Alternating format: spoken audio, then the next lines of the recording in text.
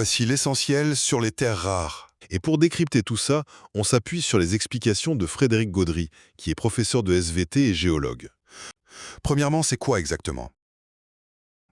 Eh bien, c'est un groupe de 17 métaux au nom un peu bizarre qui sont au cœur d'un énorme paradoxe mondial. En fait, contrairement à leur nom, ces 17 métaux ne sont pas si rares que ça.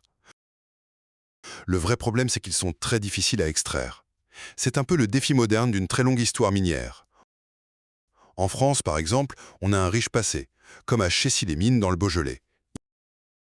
Imaginez, là-bas, il y a 370 millions d'années, des volcans sous-marins ont libéré du cuivre et du zinc.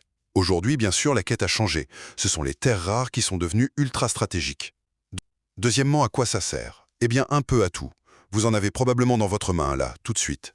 Leurs propriétés magnétiques et lumineuses sont vraiment uniques. Prenez un élément comme le néodyme. Il permet de créer des aimants super puissants et légers. Et ça, c'est juste indispensable pour les moteurs de voitures électriques, les micros de nos téléphones et les turbines des éoliennes. Enfin, et c'est là le gros paradoxe, ces métaux sont la clé de nos technologies dites vertes, mais leur extraction est un désastre écologique. Ça pollue gravement les sols et l'eau.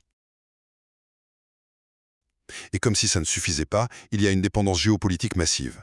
La Chine contrôle près de 90% du marché mondial. C'est un levier de pression énorme sur l'Europe et les États-Unis. En bref, les terres rares sont le miroir parfait de nos contradictions. Un futur technologique propre qui repose sur une extraction sale et des enjeux stratégiques brûlants.